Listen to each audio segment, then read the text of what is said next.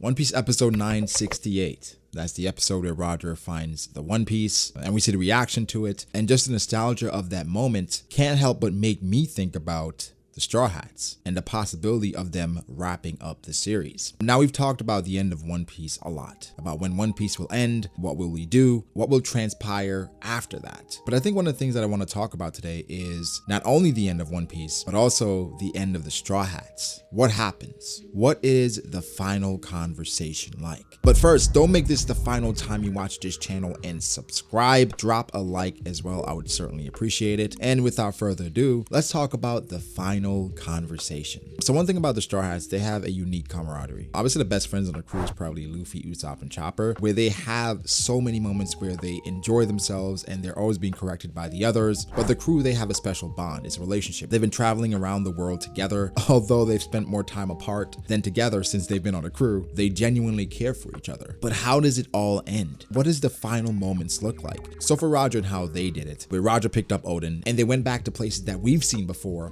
it kind of felt like the last hurrah, right? Where they knew this was the final voyage, especially with Roger being sick, so they enjoyed themselves to the fullest. Them going to Lodestar and then finally finding Raft Hell, it makes the journey feel a bit more accomplished. Luffy's mortality, we discuss it a lot, and we feel like it's going to come back up again, where Luffy and lifespan and all the things he's put himself through is going to come back and bite him. And not just the stuff he did with Ivankov, because that took obviously years off his lifespan, but how much Luffy pushes himself. Even with Gear Second, initially it was affecting him and taking some of his lifespan.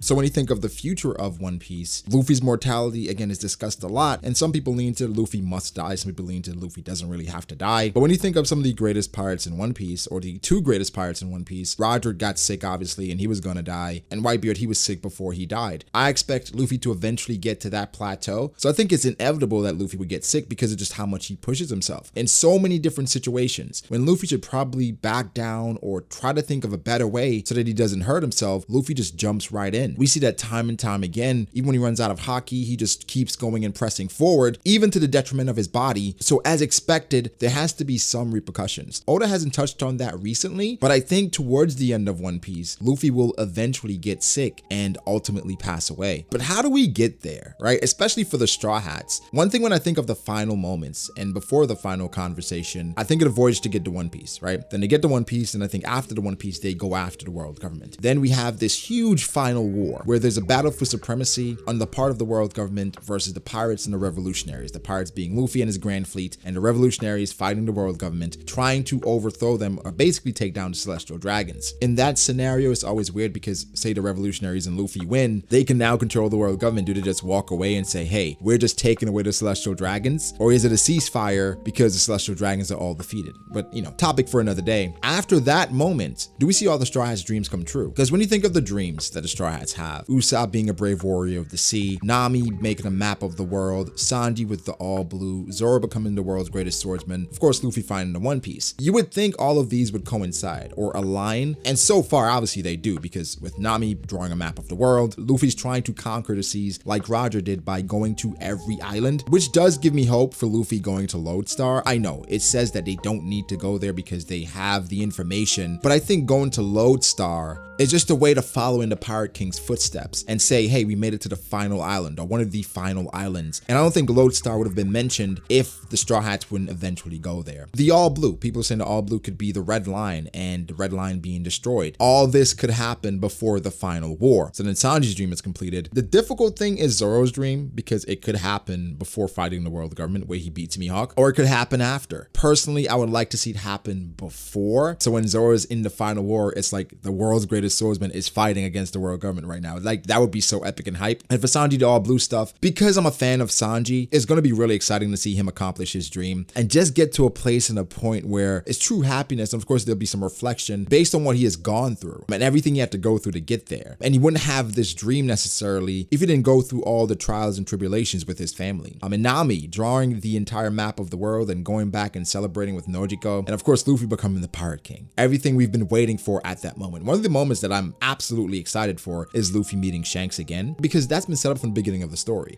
We got teased with it in Marineford where Shanks said, I would love to see you, Luffy, but this is not how I want us to meet. Meeting Shanks again is going to be one of my favorite moments in One Piece, and I'm excited not only for the manga, but the anime when that happens. Hopefully anime onlys can remain unspoiled, because man, that's something you want to experience for the first time, not knowing when it's coming, right? So with the Straw Hats accomplishing all of their dreams and all of their goals towards the end of the story, beating the world government and now sailing off into the sunset, then you have that difficult conversation. What's next? Right? We've accomplished everything we set out to accomplish. What's next? Who's the first character to leave? For Brook, reuniting with Laboon, right? Then he leaves the ship. We have Frankie going back to Water 7 and then opening something there with the Frankie family. We have Chopper going back to Drum Island and carrying on Kureha's will, being the world's best doctor. We have Nico Robin. I think she forever travels, or she tries to reestablish the history of the world, where she goes around teaching people how to read the poneglyphs and understanding the history and everything that went on. Or Nami, she goes back to Kokoyashi village. Maybe she adopts some kids like Bellamere did. Could be some kids that were with her on Punk Hazard. And then get down to Jinbei and Usopp, where Jinbei goes back to Fishman Island, Usopp goes back to Syrup Village. Now we're left with the monster trio. I foresee that final conversation between Luffy, Zoro, and Sanji to be one of the saddest moments in One Piece, where they're thinking back, reflecting on moments and things that happened. I wonder if Zoro and Sanji will ever bring up what happened with Kuma. Will they ever say anything to Luffy? Or will Sanji try to bring it up and Zoro be like, Sanji, nothing happened. We don't talk about that, right? And then Sanji just lights his cigarette like, of course, that's just like Zoro. Does Sanji and Zoro reflect on every fight they've had, just laughing and smiling, thinking of how much they fought each other, knowing that they cared the most about each other? And then of course, in that trio, Sanji will be the first one to leave. And then when he leaves, he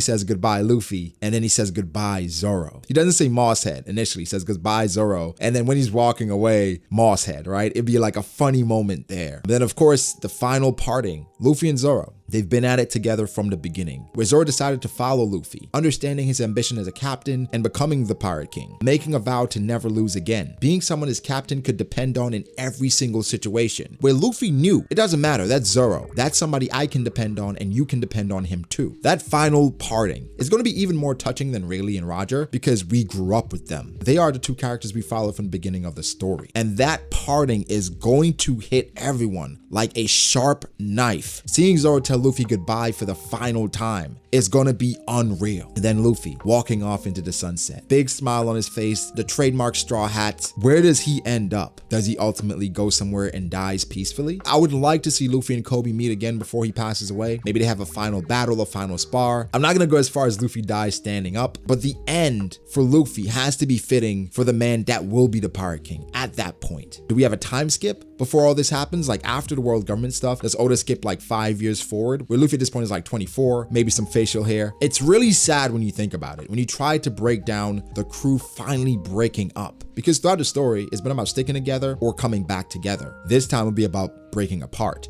going your own separate ways. And that's just something I don't want to think about, but it's becoming more and more real as time passes on. We're at chapter 1010. The story will end soon, guys. But give me your thoughts. How do you think it ends? What do you picture this final conversation to be like? For me, I'm not ready. I don't think I can handle it at this point. Hopefully I'm prepared by the time it comes, but right now, Oda, don't do this to us, okay? But guys, give me your thoughts. Make sure to like the video if you did. Subscribe to the channel for more content like this. Follow me on Twitter at BragoDAce. Follow me on Instagram, BragoD.ace. Thanks to my patrons. I appreciate you guys so much. Guys, like, subscribe, and I'll catch you in the next one. Peace.